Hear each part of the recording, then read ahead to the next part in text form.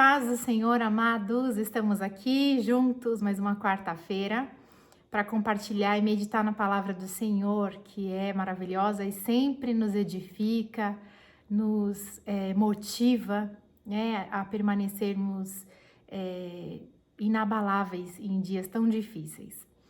Então, o texto, eu gostaria de ler 2 versículos, ou 3, com vocês hoje, que estão em Mateus, no capítulo 18 e 16. Vamos ler primeiro o 18, depois o 16. E o versículo em Mateus 18 é o versículo 20, que diz assim, palavras do Senhor Jesus. Porque onde estiverem 2 ou 3 reunidos em meu nome, ali estou no meio deles. E o versículo em Mateus 16, podemos ler a partir da declaração de Pedro, no versículo 16, diz, respondendo Simão, Pedro disse, tu és o Cristo, o Filho do Deus vivo. Então Jesus lhe afirmou, bem-aventurado és Simão Barjonas, porque não foi carne e sangue que te revelaram, mas meu Pai que está nos céus. Também eu te digo que tu és Pedro, e sobre esta pedra edificarei a minha igreja, e as portas do inferno não prevalecerão contra ela. Dar-te-ei as chaves do reino dos céus, e o que ligares na terra terá sido ligado nos céus. E o que desligares na terra terá sido desligado no céu. Quando o Senhor Jesus fala aqui para Pedro, né, ele pergunta para Pedro, quem é que vocês então pensam que eu sou? E Pedro faz essa declaração, tu és o Cristo, o Filho do Deus vivo. Jesus então olha para ele e fala, não foi carne nem sangue que te revelou, mas o meu Pai que está no céu. Até então não havia sido ainda de forma tão clara, né, feita essa afirmação ainda em toda a Escritura. Sempre era de forma velada, assim, revelado quem era a figura de Jesus, né? Mas aqui foi de forma muito, muito clara e transparente a afirmação de Pedro, tu és o Cristo, Filho do Deus vivo. E Jesus então fala, não foi carne nem sangue que te revelou, mas o meu Pai que está no céu. E ele diz, sobre esta rocha edificarei a minha igreja, sobre essa afirmação de que ele, Jesus, era o Cristo, o Filho de Deus. Sobre essa afirmação dele ser o Cristo, seria edificada a igreja do Senhor. E é interessante que, antes de eu falar da igreja, eu quero falar essa questão de ligar e desligar, né? Porque as pessoas usam isso de forma muito equivocada, achando que elas podem sair por aí ligando e desligando coisas e situações. Não, se a palavra diz que se estivermos juntos aqui no nome dele, a gente pode ligar e desligar o que quiser. Não é assim, o contexto dessa palavra vai chegar lá no capítulo 18, o que é que pode ser desligado e ligado, né? E a questão é sobre a disciplina na igreja.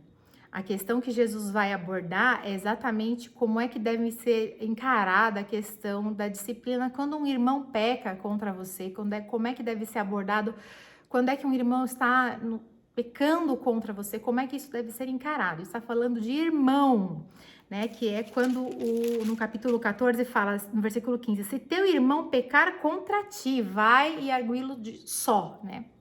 E depois, se ele não se consertar, chama mais um, depois outro, e depois leva para a igreja. Toda tentativa da palavra do Senhor é visando a restauração, a recuperação da pessoa. Jesus nunca coloca as pessoas em exposição, ou visando que o ladrão se perca, ou que o que matou se perca, ou a que adulterou, que ela seja exposta e seja expulsa de uma congregação. Nunca. A atitude do Senhor e a intenção dele é que sempre haja, que a pessoa seja levada ao arrependimento. E que isso de vai ao teu irmão e fala com ele é na intenção de levá-lo ao caminho do arrependimento. Se não funcionou, leva mais um. E ainda tenta esgotar todos os meios, até que esse ofensor, aquele que pecou contra você, ele venha e fale, olha, eu não quero mais saber, não venha a mim, porque eu não me arrependo, eu não quero saber. Aí a palavra diz para desligar. E o desligar não é no sentido de salvação, isso porque só cabe a Deus, mas é no sentido da comunhão, é no sentido da igreja, da eclésia, que Jesus fala, o que é essa igreja, né? Nós não estamos falando de templo, porque templo sou eu, templo é você. Quando nós falamos de eclésia, nós estamos falando do ajuntamento, do mais de uma pessoa, né? Lá no Antigo Testamento, no judaísmo, para que fosse constituída uma sinagoga, vamos dizer assim, para que eles pudessem cultuar, precisam de 10 pessoas. E Jesus aqui, ele restringe o número, ele fala, onde estiverem 2 ou 3 em meu nome, ali eu estou presente. E eu acho isso tão tremendo, tão maravilhoso, porque Jesus, ele diz assim, olha, onde estiverem 2 ou 3 reunidos como igreja. Igreja, ela não tem nada a ver com isso que é pregado hoje. Igreja não tem nada a ver com essas edificações monstruosas, cheias de ornamentos, cheias de usos e costumes que eles estão fazendo hoje. Eles deturparam a igreja de Deus para a igreja dos homens. Eles estão colocando uma série de doutrinas dos homens, rotulando como se elas fossem doutrinas de Deus, ligando e desligando pessoas da igreja, dos homens, como se estivessem na igreja de Deus.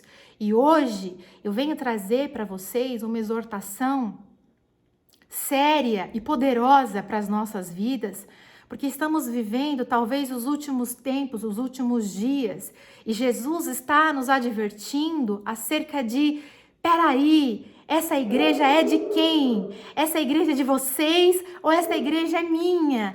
Porque se essa igreja for minha para o ajuntamento dos meus santos, onde eu estou presente, não é dessa forma, não é desse jeito, não é com essa finalidade, não é para matar pessoas, é para salvar pessoas, não é com o intuito de expor ninguém, mas é no intuito de ajuntar para acalmar os corações, é no intuito de restaurar os corações, é no intuito de colocar remédio na ferida.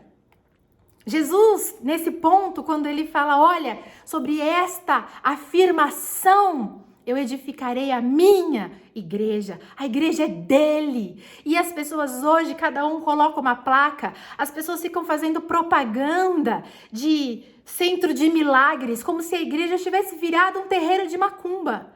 Ali tem o profeta tal, ali tem a profetisa tal, ali tem o fulano que tem o dom de tal e tal.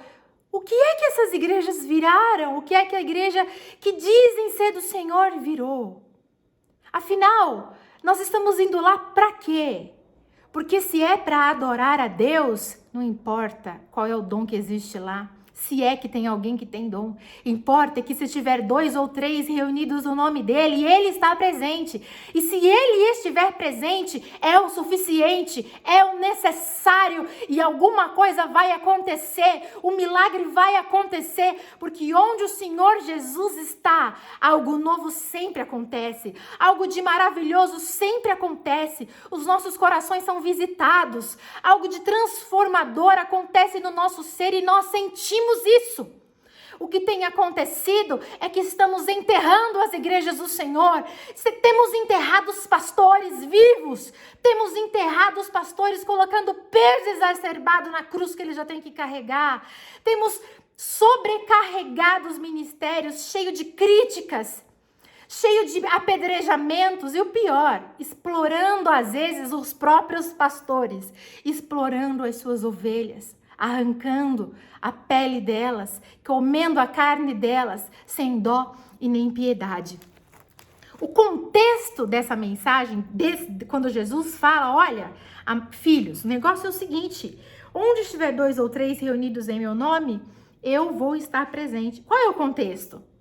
Reconciliação.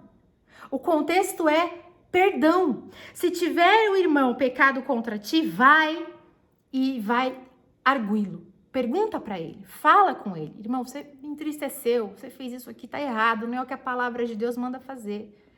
E a palavra diz, se ele te ouvir, ganhaste o teu irmão. Mas e se ele não te ouvir? Toma contigo uma ou duas pessoas, para que pelo depoimento de 2 ou 3 testemunhas, toda palavra se estabeleça. Se ele não os atender, dize-o à igreja. Então ele fala, chama uma pessoa. Não deu certo? Se você quiser, chama 2 pessoas. Não deu certo? Leva para a igreja. Leva para que a comunidade, para que a eclésia, para que o ajuntamento das pessoas tomem conhecimento. E ainda assim, não é para pau no réu, como dizem os outros, né? Não, é no sentido de adverti-lo para arrependimento. Não é para condenação. Para que tente salvá-lo. Toda entrega de Jesus aqui é no sentido de vai para se reconciliar, vai para resgatar, vai porque essa vida me importa, vai porque essa vida me interessa, vai porque o meu interesse com a igreja é o amor, é a graça, é a misericórdia, é a salvação, é a restauração. Eu tenho interesse no maior número de vidas. É isso que Jesus está falando. E as pessoas saem por aí cortando, extirpando as vidas. Você pecou, sai fora. Você não merece estar aqui. Você pecou, não toca na ceia. Você pecou, não pode participar do grupo de jovens. Você está em pecado, não canta no grupo das irmãs. Selecionando como se aqueles que estão ali fossem mais santos, mais puros. Como se os irmãos que estão participando de alguma atividade na igreja fossem mais ilibados. Quem não tem pecado que atire a primeira pedra, irmão. Quero ver quem é que vai se levantar. Não é essa a intenção. E aí para frente, no versículo 21, Pedro pergunta, Senhor, então quantas vezes nós temos que perdoar o nosso irmão? Porque o contexto era esse que Jesus estava falando. 7? 70 vezes 7 ao dia. Ao dia. São infinitas vezes por dia. Ou seja, não é para carregar isso para frente.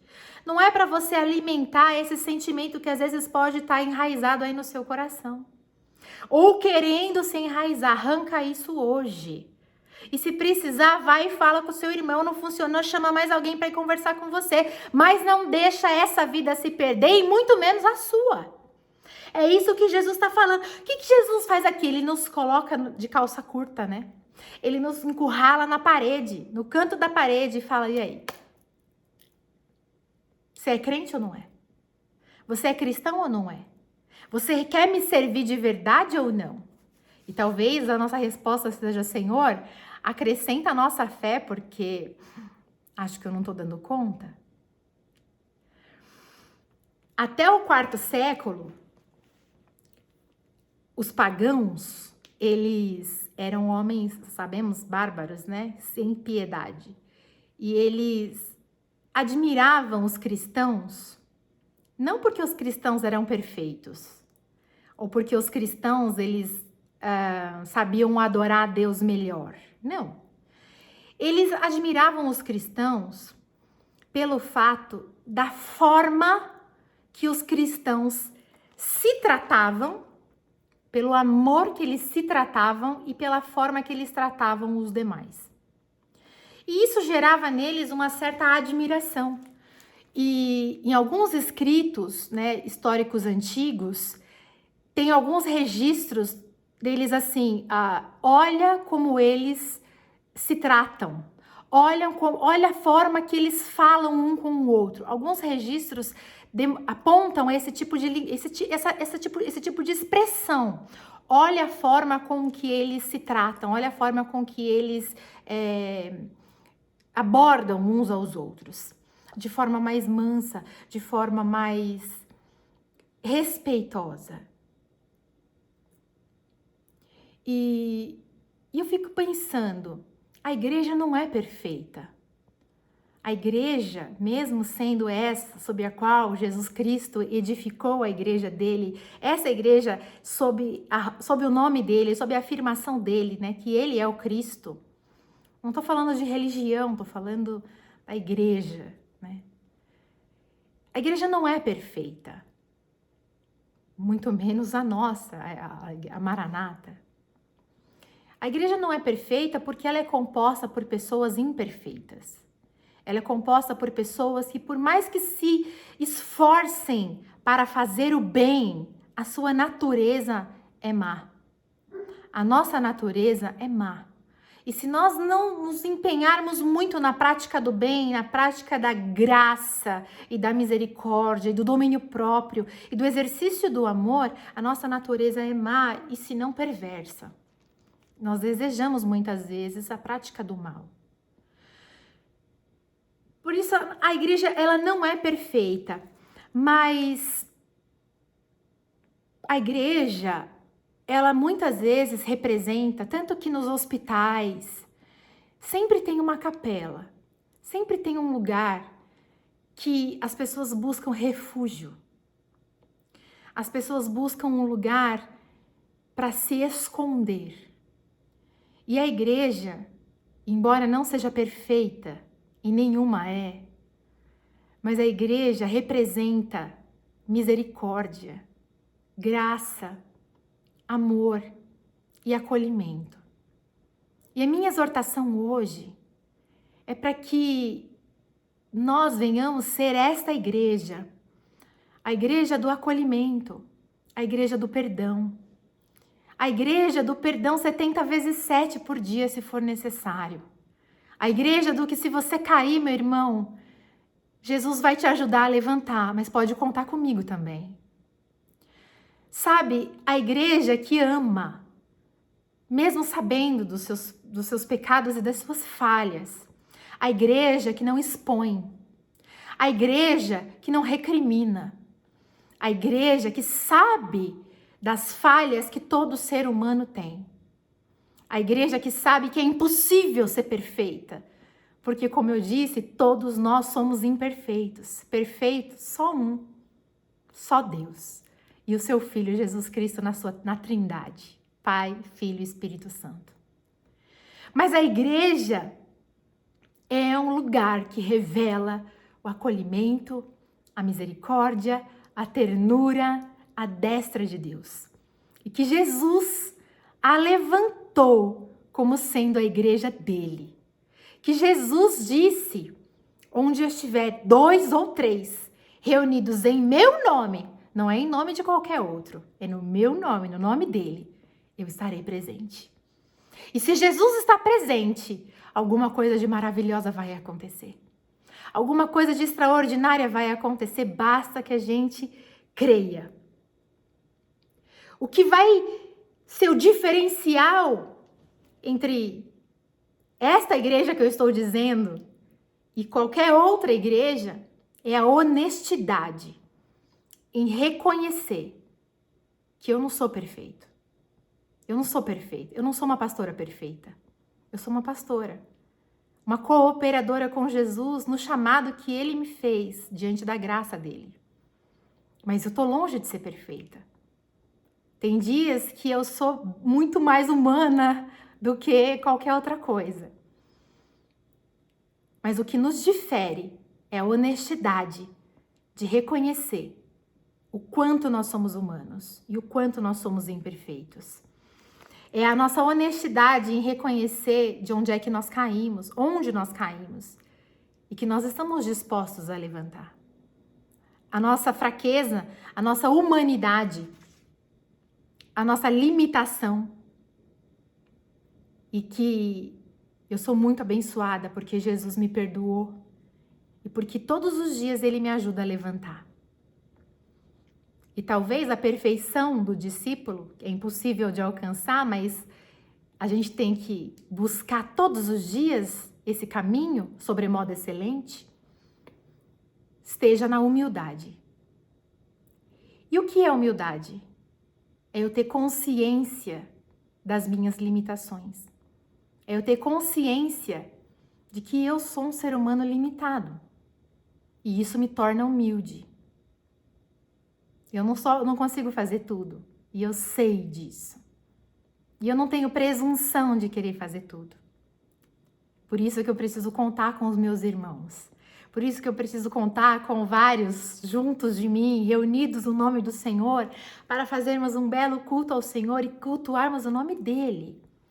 E aí, obras extraordinárias acontecerão, vidas se converterão, e ali será realmente um porto seguro para tantos e tantos, um hospital, onde as pessoas possam encontrar ali um lugar para curar suas feridas. O discípulo precisa enxergar e se situar que ele deve ser humilde. Agora, não é ali dentro de uma construção humana e que às vezes as pessoas entregam e acham que existe um superpoder ali dentro. E ali eu sou o cara mais humilde e eu oro, e quando eu saio lá fora, eu sou a pior pessoa, traidor, Judas Iscariotes. Cuidado com o fim de Judas Iscariotes.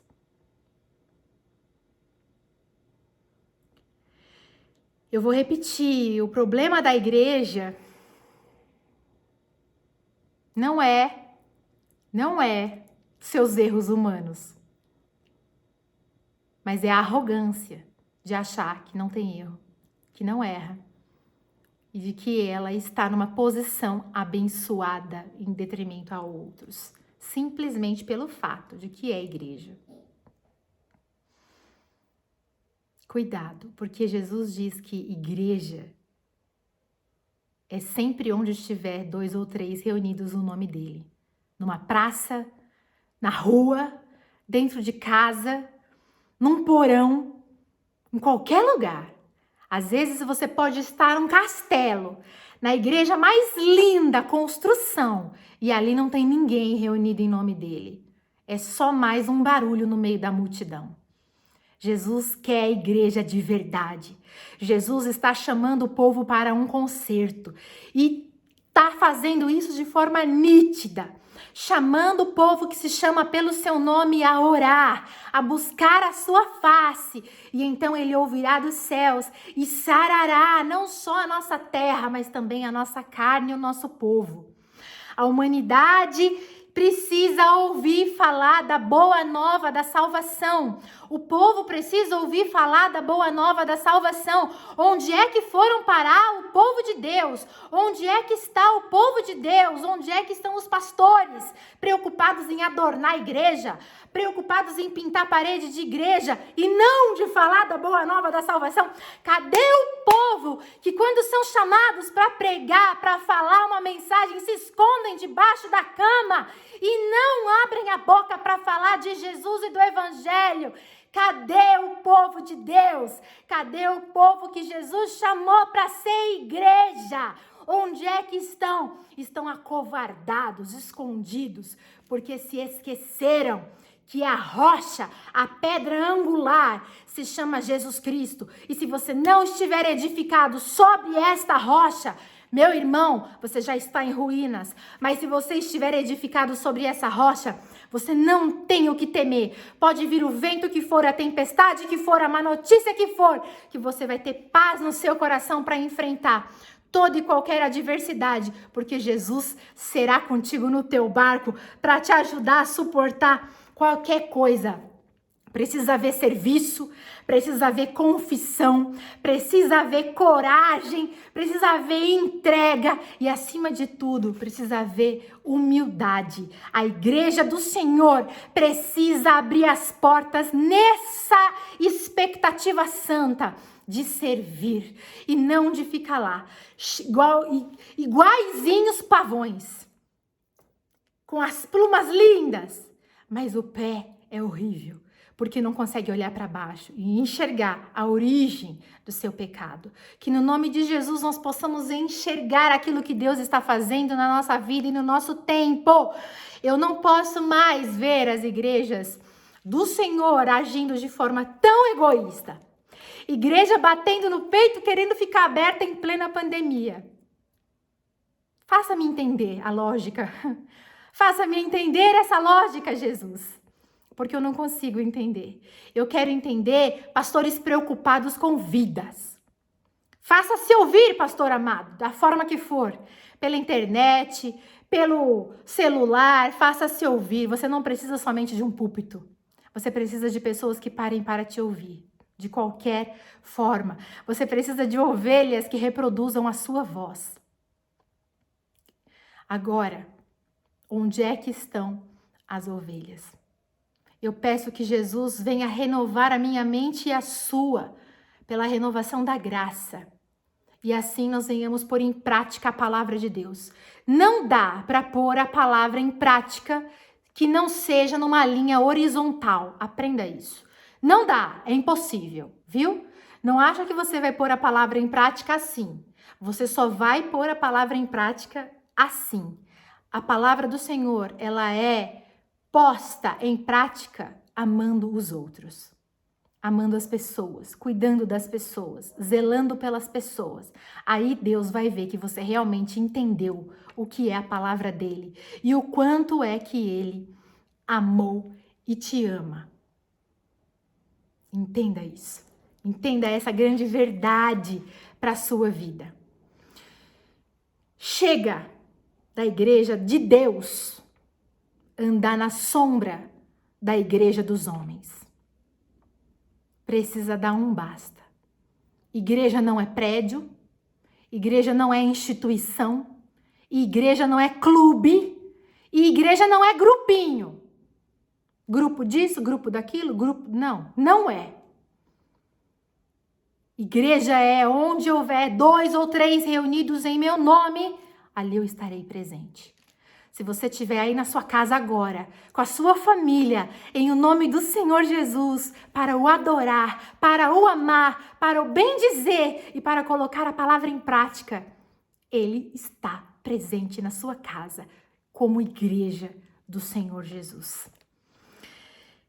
Eu creio assim, para a glória de Deus, e eu sei que dessa forma as igrejas irão crescer, para que Jesus volte e arrebate o maior número dos seus para a glória do santo nome dele. Onde estão as igrejas do Senhor? Onde estão as igrejas do Senhor? E eu digo, eis-me aqui, Jesus, porque eu sou teu templo, eu sou tua morada, eu sou a tua casa. Faz habitação em mim, hoje e para sempre. E que nós possamos viver a palavra da verdade. E não venhamos nos iludir com qualquer sorte de doutrina dos homens, mas sim com a pura e perfeita palavra do Senhor, com o Evangelho, com a boa nova da salvação, no nome de Jesus. Ósculo Santo, que Deus te abençoe, no nome de Jesus.